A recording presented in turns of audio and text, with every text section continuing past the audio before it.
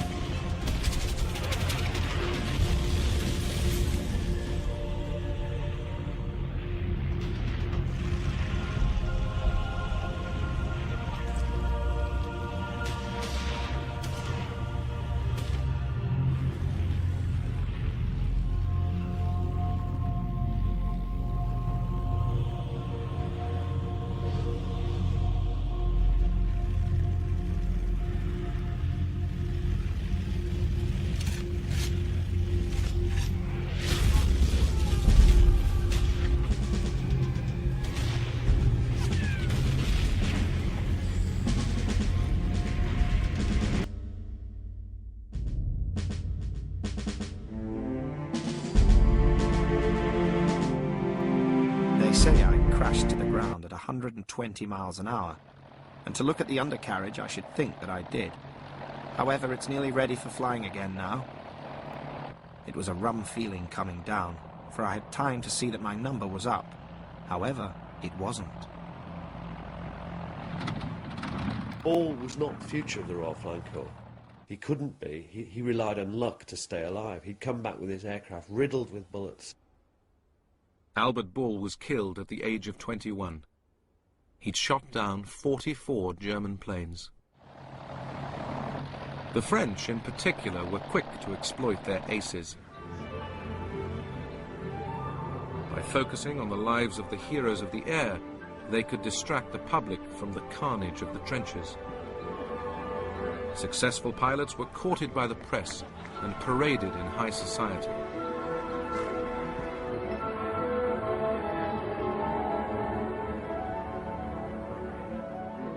The Germans, too, were quick to celebrate their aces. In the German service, it was actually used as a positive tool to boost morale, but also not only boost morale amongst the pilots, but also to create heroes for the population back home. So we get scores being published, we get people, pilots competing with each other, and medals are actually given for shooting down a certain amount of aircraft.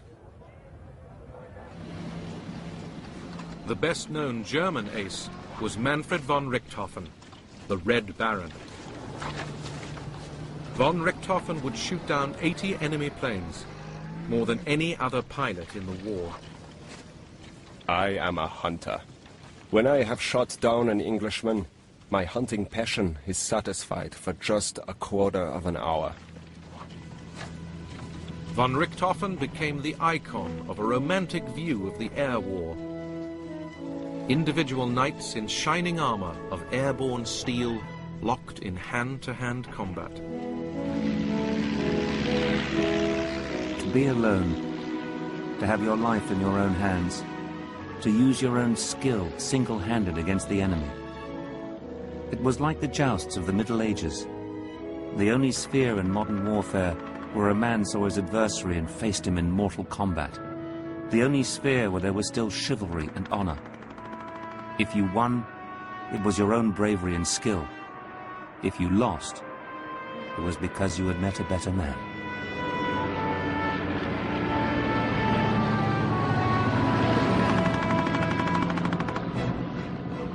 But oh, my old ma, one can't lay down the rules while on mere earth for people on fighting patrol in the air. You are a different man. At least, you aren't a man at all. That is, I am not. You are a devil incarnate filled with the dazzling thrill of playing the best game God ever created, mad after Huns and just forgetting everything else, but showing the old Hun that there's only one man fit to be in the air, and not two. In a battle area where the shells are bursting around you and all black smoke and all the rest of it, you become a different individual. You do not become human. Can I put it that way? You do not, in a sense, become human. You're a war machine, and so that's what you do. By April 1917, the Germans were again forging ahead in the tit-for-tat arms race. Part of their advantage was tactical. They began to operate in squadrons of 14 aircraft called Jasters, sending 3 or 4 Jasters over the lines at a time. These massive groups became known as the flying circuses. The Jasters led to the first great scenes of squadrons rather than individuals dueling, the famous days of the dogfights. British and Allied squadrons would meet the German circuses in the skies over the trenches and battle to the death, often to the amazement of infantrymen below. Superior German planes and the Jaster tactics cost the Allies dear. In 1917, in what became known as Bloody April, they lost 150 aircraft and 316 men. Later in 1917, the first American pilots came over, but German superiority continued. Yet the Allied airmen had to go on flying over the lines to provide intelligence for their armies as they prepared for their summer offensives below.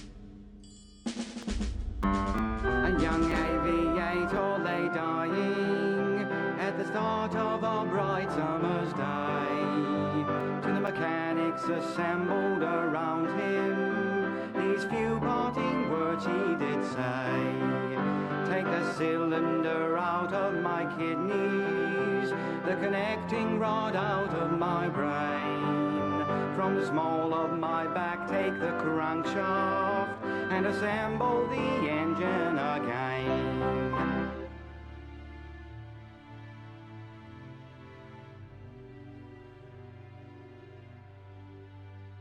While in training, Luke wrote many letters home, giving us a rare look at his personal thoughts. Dear Mother, well, I have at last started flying. Gee, but it's a great sport. Flying has become very commonplace now. I'm getting so I feel I can drive my machine with my eyes closed. Luke was sent to France in March 1918 for further training and then went on to battle. He wrote the following letter the night before he went overseas. Well, sister, I'm real anxious to do my bit for my country. Remember, I have $10,000 with the government insurance. I know if anything would happen, you could get the $10,000 easily. Not that anything would, but safety first. Ironic words from a man who would live the rest of his life thinking seldom of safety. Luke was assigned to the 27th Aero Squadron and flew a French Spad. He was put into combat on September 12, 1918. This would mark the beginning of his short but brilliant career as a fighter pilot. Luke's favorite targets were observation balloons, and he quickly earned the nickname the Balloon Buster. Downing a balloon was no small feat and took an enormous amount of daring. They moved slowly, but these floating sausages were heavily guarded by anti-aircraft guns from below and swarms of aircraft from above. Frank Luke Jr. preferred to work alone and would often break formation as well as a few rules, making him unpopular at times with his peers and superiors. He was well known for going out in formation, faking engine trouble by pulling the choke, no communications, would point at his engine, signaling to have engine trouble. They would release him from the wing and he would turn out and go lone wolfing. Luke developed the habit of dropping notes on troops below in order to get confirmation of his victories, because early on his claims were often considered false or exaggerated by his peers. On September 18th, his 6th day in combat, Luke had his most victorious day, casting aside all doubts of his courage and expertise as a fighter pilot. Under the cover of his wingman and best friend, Joseph Weiner, Luke downed 2 balloons, 2 fighter planes, and 1 observation plane, claiming 5 victories in less than 10 minutes. In all of aerial combat history, this incredible accomplishment would never be equaled.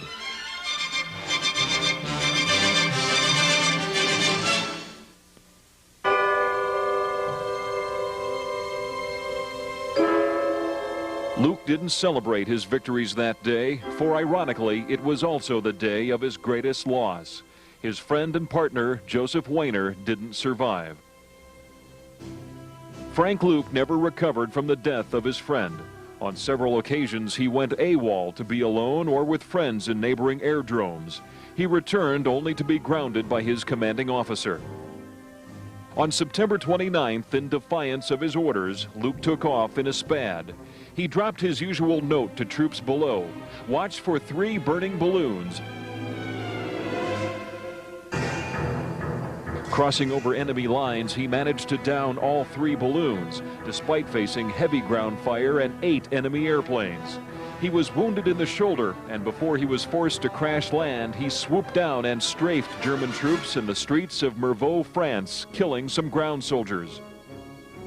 Refusing to be taken prisoner, Luke pulled out his pistol and shot at oncoming German soldiers. Clearly outnumbered, Luke was shot to death on his 17th day of combat. The story of his last day was told in a sworn statement signed by the citizens and mayor of Mervaux. His body was later moved from Mervaux and buried with full military honors in Romagna, France. Lieutenant Frank Luke Jr. was posthumously awarded the Congressional Medal of Honor, making him one of only 4 World War I airmen to receive the nation's highest decoration. Frank Luke Sr. accepted the medal on his son's behalf at the state capitol in Phoenix in May 1919. A statue of Frank Luke Jr. stands there today. In 1941, this airfield was dedicated in Frank Luke Jr.'s memory. Luke Air Force Base remains the largest fighter pilot training facility in the free world. It is here that America honors the great balloon buster from Arizona. Pioneers like Luke, Vaughn, and Rickenbacker belong to a brotherhood of brave young adventurers who were driven by their love of flying and desire to serve their...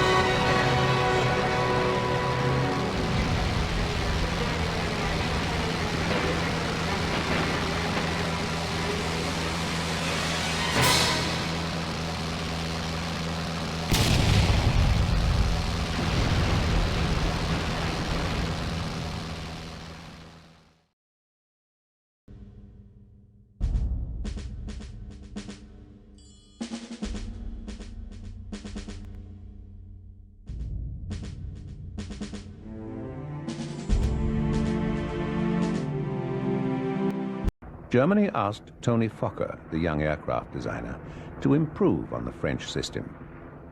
And he did just that. The Fokker team synchronized gun and propeller, allowing all the bullets through the blades.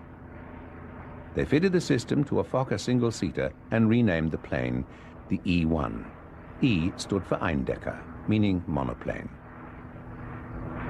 The great German pilot Max Immelmann had the first confirmed victory in an E-1. 3 weeks later, his colleague Oswald Bürker was successful. Bürker and Immelmann led what became known as the Fokker Scourge through 1915.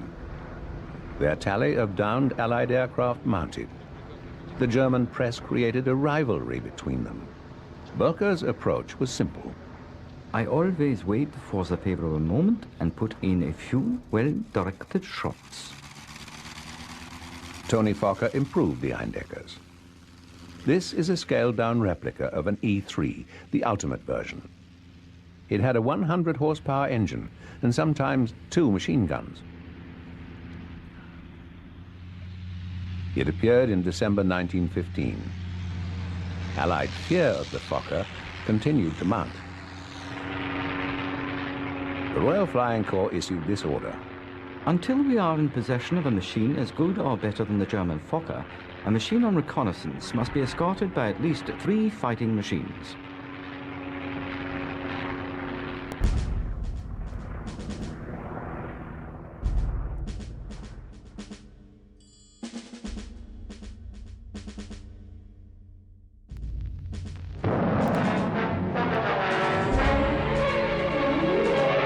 There was no quiet on the Western Front.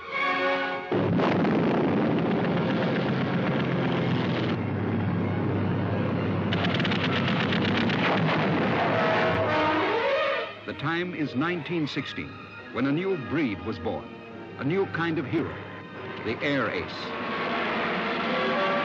Here are the heroes, the cowards, the daredevils, blazing across the skies, grabbing for glory 4 miles up above the thunder of no man's land.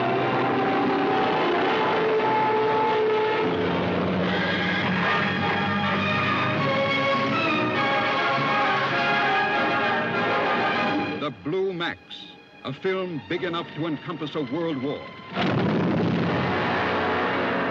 yet intimate enough to share the dreams, emotions, and personal conflicts of men in battle. We've tolerated you here because we've had to. I wonder if you're as good as you think you are. In or out of bed? Starring George Peppard as Lieutenant Bruno Stockel. Brilliant, brutal, ruthless. His great obsession, the Blue Max, an ounce of metal and silver. But for this man, it was proof that he was equal to all men and greater than most.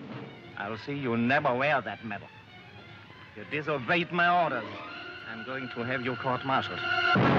James Mason as the general, who thought he could use and control him. And Ursula Andress as the general's beautiful wife, who decorated the rich tables of the high command. A dangerous woman with a craving for handsome heroes. They're going to disgrace him. An officer with the highest decoration Germany can give. All because of your stupid little anger. Do you understand?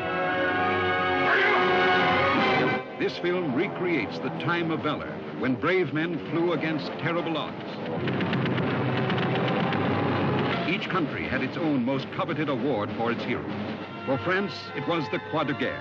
For Britain, the Victoria Cross. For America, the Medal of Honor. For Germany, it was the Blue Max.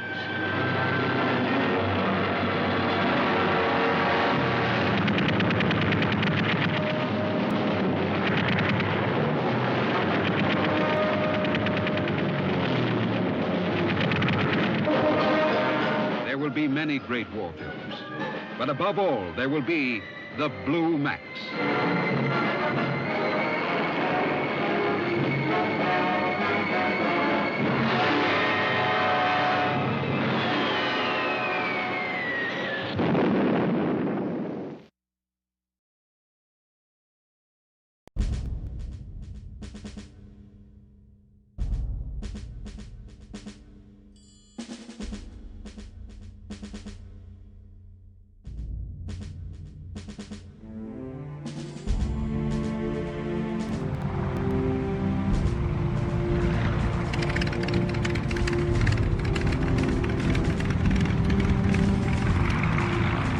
no American fighter would see combat.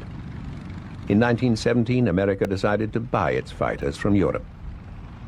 Battle-hardened Spads and Nieuports from France were to become the major aircraft of American pursuit squadrons.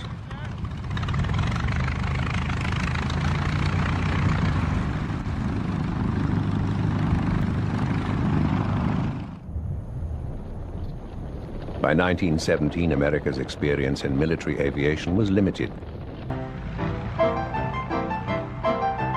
Would-be fighter pilots had to learn to shoot at moving targets, and from a moving aircraft. Student pilots who took advanced training in France found themselves contending with clipped-wing ground aircraft called Penguins. The road to becoming a fighter ace was not easy.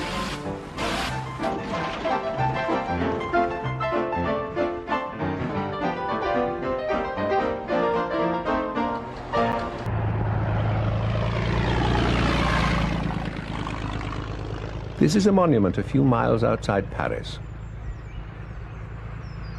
It commemorates the Lafayette Escadrille, the American volunteer squadron that had been fighting in France since early 1916.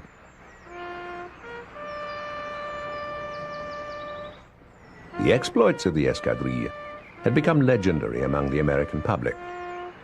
But the American military took little notice of the valuable lessons these volunteer pilots learned in France.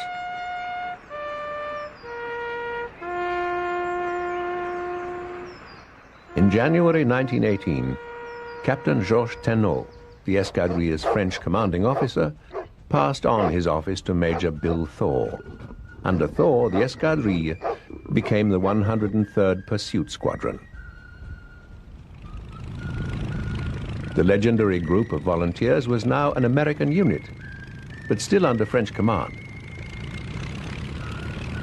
Eventually, on July the 4th, 1918, the 103rd Pursuit Squadron was completely transferred to the American Air Service.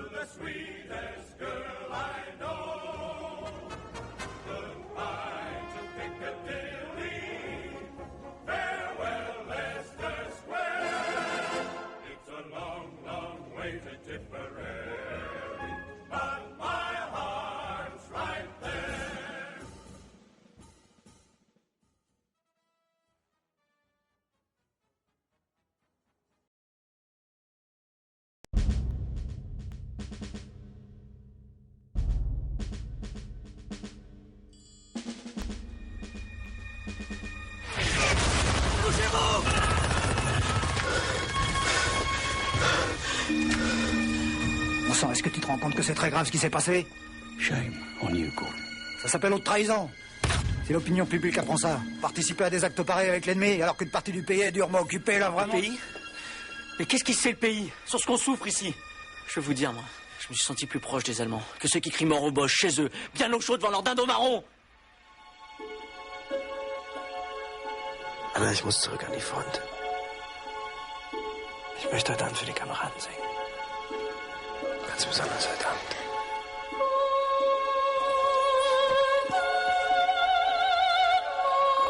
Mon lieutenant, il se passe quelque chose de bizarre en face.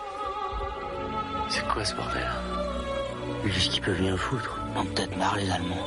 Ça se trouve, ils veulent se rendre.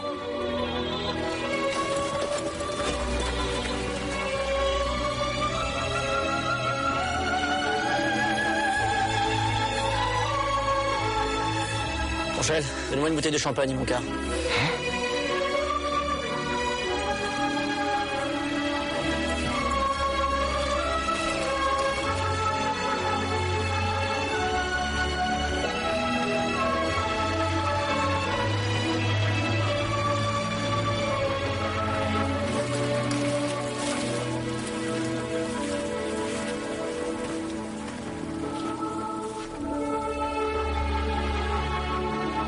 Ce soir, Des hommes que tout oppose ont eu envie de se rassembler, comme on se rapproche d'un feu en plein hiver.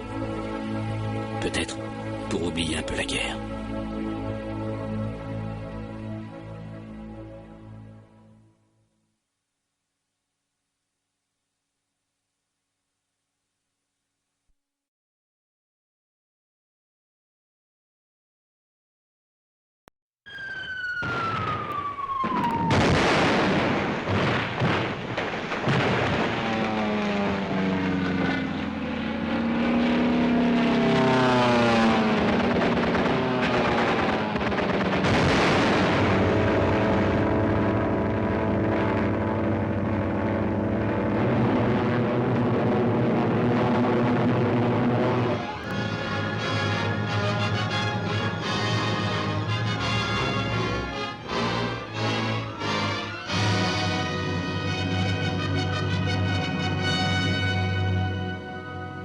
Switch off. Contact. This was the immortal Royal Air Force, whose gallantry thunders across the pages of history. Young warbirds, gloriously reckless, taking off in rickety ships to challenge the enemy veterans of the skies.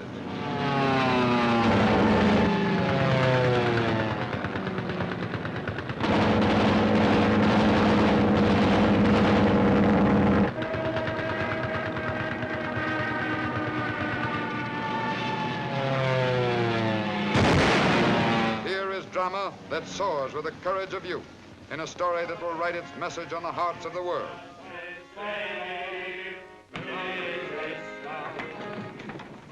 You can laugh with him, joke with him, a man that just murdered your best friend. Shut up! What good's he gonna be up there? Do you think he's gonna bring down any Boche plane? No. Well, they'll slaughter him in court. I said every man goes into the air at dawn. I don't care, I won't do it. Those are the orders! Now get out! We were outnumbered and forced to fly low. We had to fight our way out. All right, suppose you did. You should be more cautious. More cautious? I suppose you think I enjoyed sending those two men up there. Sending them up in crates that should have been on the scrap heap months ago. That's right, now, say it. But I'm a murderer. I ought to give you better planes, older men, better flyers. Say it, why don't you say it? It's rather like a game at school. Great, big, noisy, stupid game that doesn't make any sense at all. Then one day, I suppose it'll all end as suddenly as it begun. We'll go home. Some other bunch of criminal fools sitting around a table shove us into another war and we'll be at it again. Munitions for the advance concentrated in a dump at railhead at Soule. Our squadron's ordered to destroy that dump, gentlemen. There's no chance for a flight to get through. But one man flying low, hedge hopping, might possibly succeed. There's about 1 chance in 10 of his getting back. I want to volunteer. That's my job, Tony. I spoke first.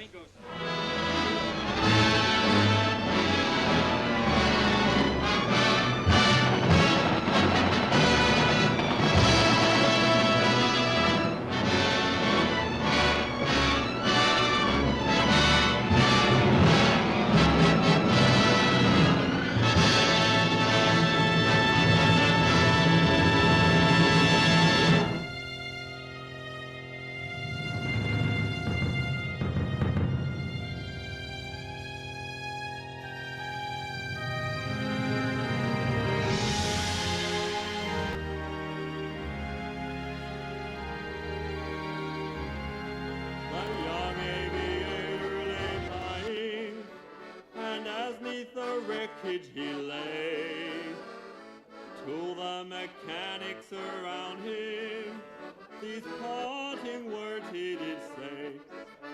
2 valve springs you'll find in my stomach, 3 spark plugs are safe in my lung. The prop is in splitters inside me, to my fingers the joystick has clung.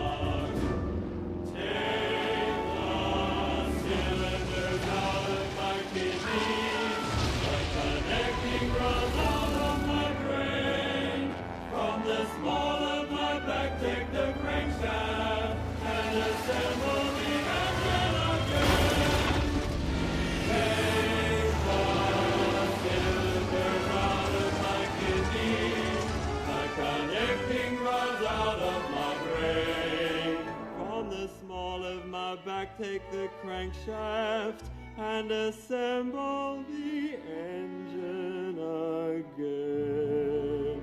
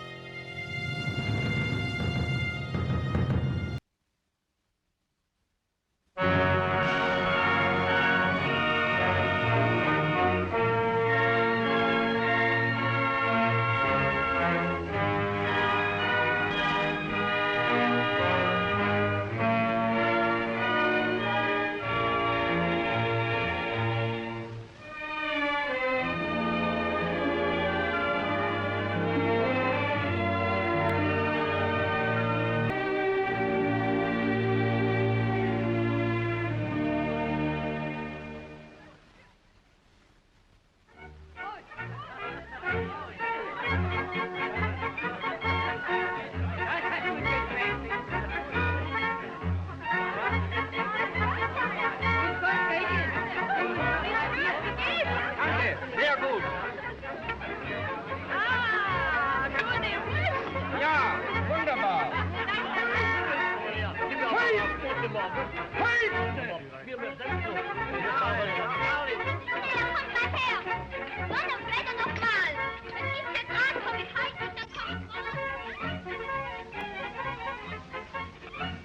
Look at that, Carl. Kindermaus. Oh, bring it. Well, Roy, you seem to like my country. Like it? I think it's marvelous. See, I wish we were staying here 2 years. Karl, diesmal müssen wir schaffen. Ganz London müssen wir in die Luft blasen. Diese Nacht dürfen die Engländer nie vergessen. Mach's gut, Karl. Fertig. Los. Viel Glück. Danke.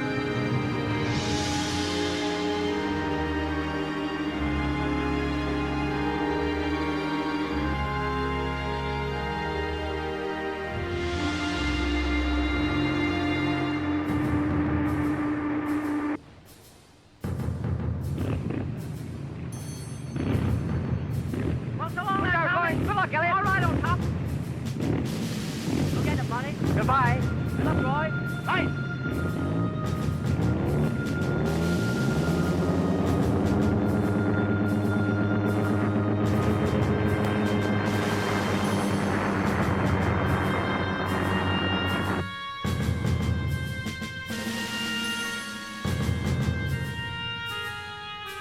Tief genug.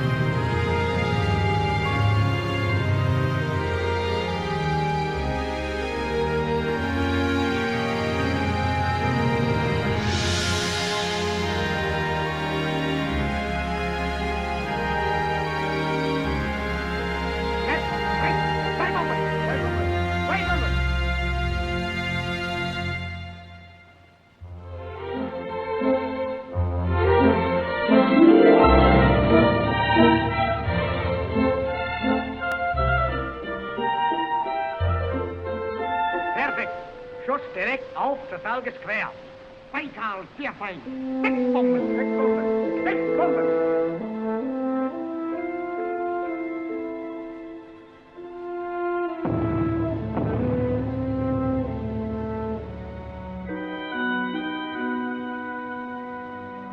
Schuss genauer auf. Ausgezeichnet.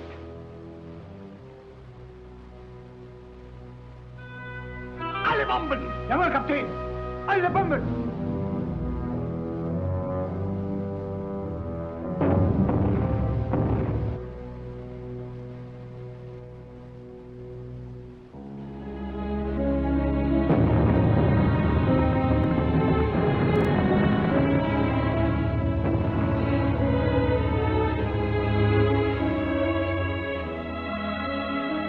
Objekt der Beschiffung total vernichtet. Vamos, Karl!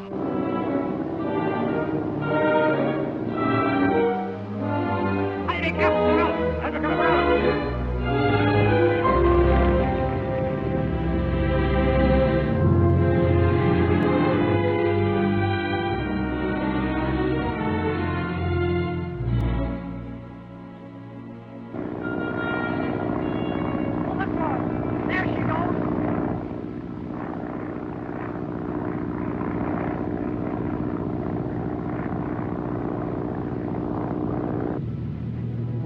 Das hat geklappt.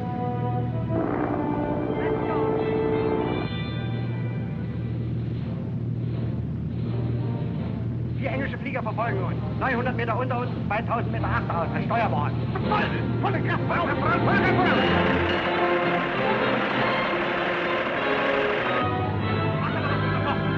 Henker holen Sie, wenn Sie nicht schnell machen. Sie müssen Höhe gewinnen. Der Funke soll Ihnen helfen. Jawohl, Kapitän. Wasser verlassen. Schnell.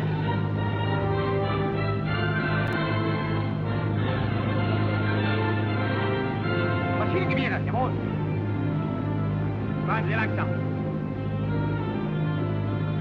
Was ist denn los damit? Wir sollten schneller fahren. Wir müssen 60 Knoten machen. Und wo? Gleich. Maschine, läuft die Motor volle Kraft. Wie viele Umdrehungen machen Sie? 1200. Wie viel? 1200?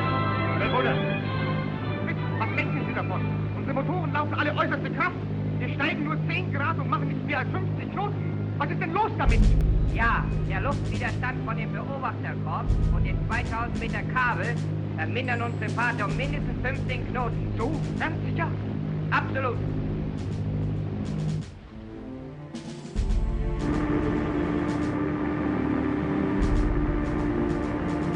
Wie viele Meter müssen Sie noch aufbringen? Haben Sie noch viel nach? Dauert es noch lange? Wie lange dauert es noch? 10 Minuten. Was? Eine Drahttiere. Halt! Die Maschine.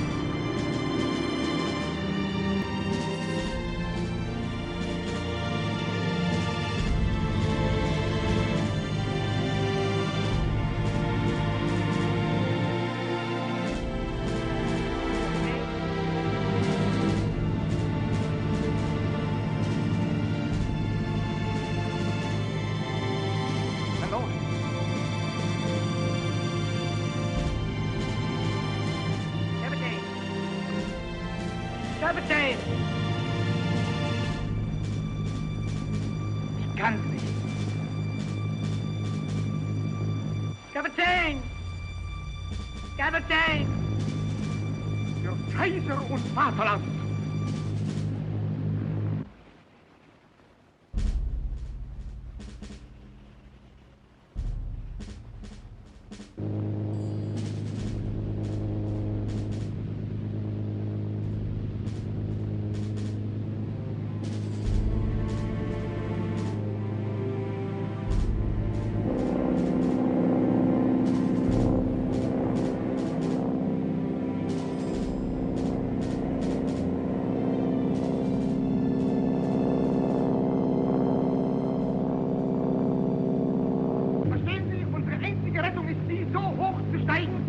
Dass die Flieger uns nicht mehr folgen können.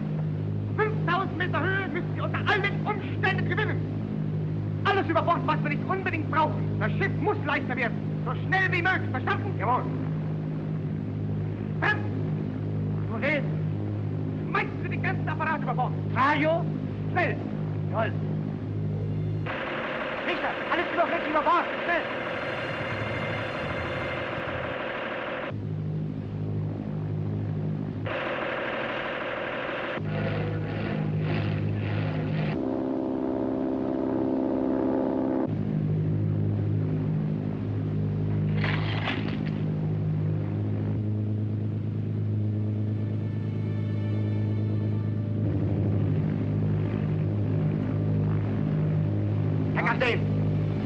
Wir haben alles über Bord geworfen, was wir irgendwie entbehren können. Aber die Flieger, die verdammten Kerle, kommen uns noch immer näher.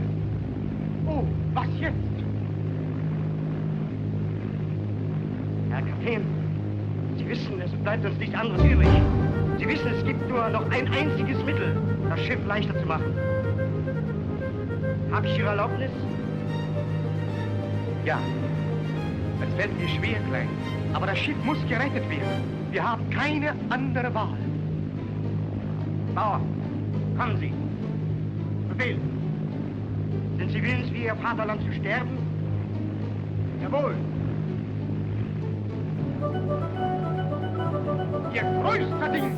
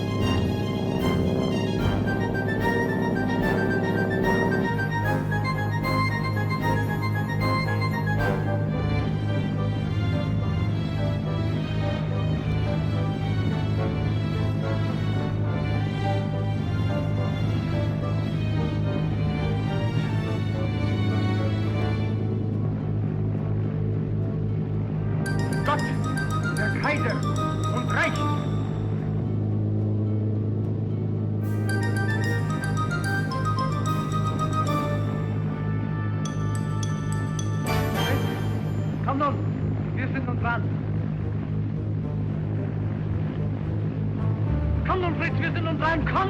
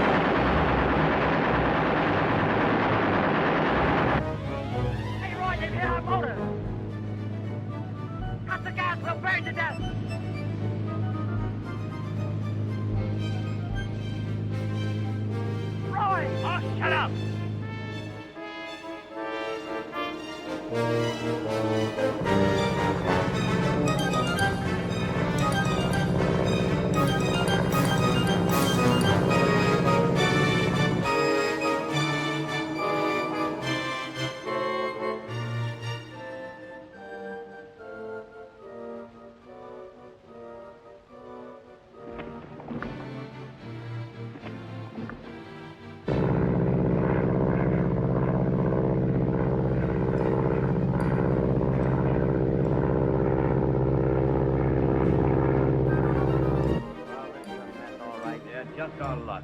Lucky we weren't both killed. Well, we're through. Herr Kapitän, es sind keine feindlichen Flieger mehr zu sehen. Anscheinend haben wir die alle abgeschossen. Das war feine Arbeit, mein Lieber.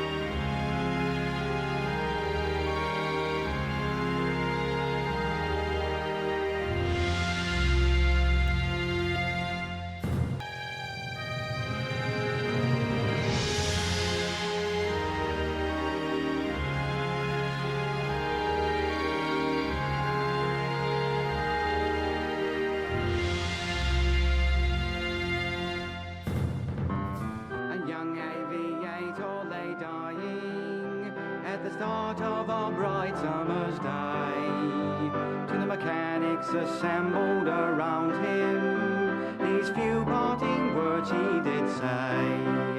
Take the cylinder out of my kidneys, the connecting rod out of my brain. From the small of my back take the crankshaft and assemble the engine again. A young